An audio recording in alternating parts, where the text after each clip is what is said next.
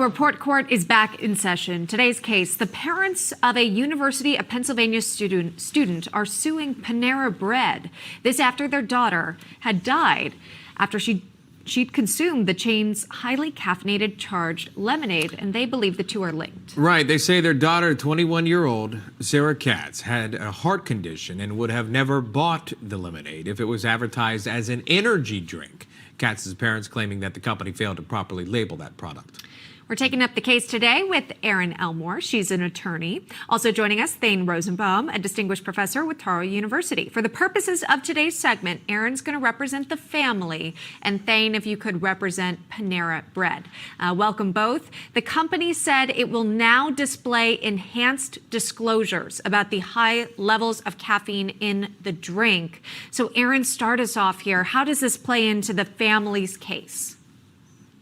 Obviously a tragic situation for this family, and my heart truly goes out to them. But this is a classic open and shut products liability failure to warn case. And there's a concept in the law called the eggshell skull plaintiff, which means you have to take the victim as you find them. The fact that she had a heart condition is not the fault of her. It's actually the fault of Panera Bread for their failure to warn. So what's probably going to end up happening is Panera will settle with this family. Although they will never be made whole for the loss of their beautiful and young daughter, they will at least receive financial compensation for the wrong that Panera did for not properly labeling this drink as an energy drink and having caffeine, which can be a toxic substance.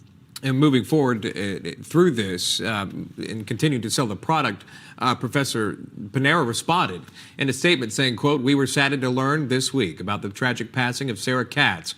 While our investigation is ongoing out of an abundance of caution, we have enhanced our existing caffeine disclosure for these beverages at our bakery, cafes, on our website, and the Panera app."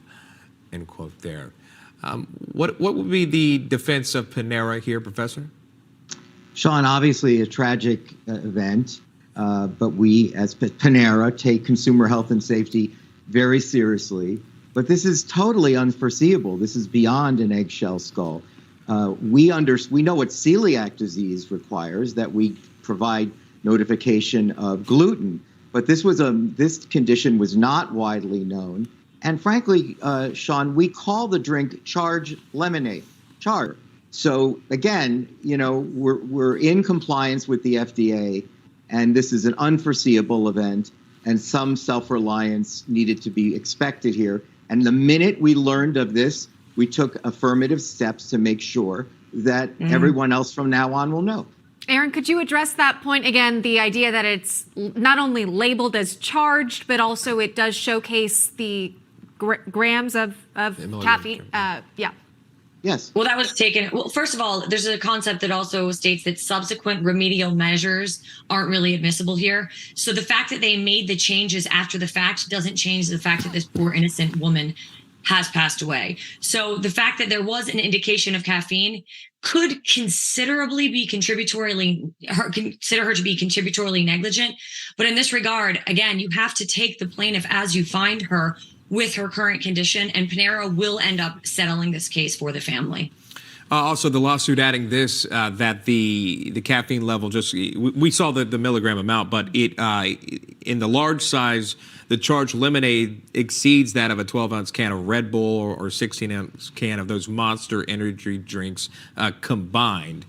Again, could that argument be made, Professor, that is this safe even with that warning?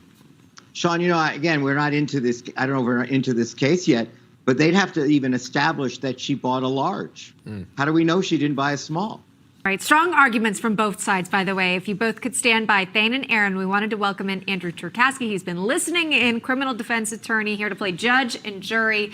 Andrew, where do you land in this case? Close call, but I am going to give it to Erin on a condition. See, I think that this is food engineering gone wrong. I think lemonade, you think water, sugar, and lemons, of course. And so once you start adding in all sorts of engineered food products, that is very concerning. And I have a lot of kids. I've got 5 kids, actually. And so when they go to the store and they want a lemonade, I'm not thinking that these are charged drinks with exceptional levels of caffeine. Now, to Thane's point, I think that there is going to be a tough challenge to actually prove the connection that the lemonade led to the unfortunate death here. But if they can draw that connection, I see this as food engineering gone wrong.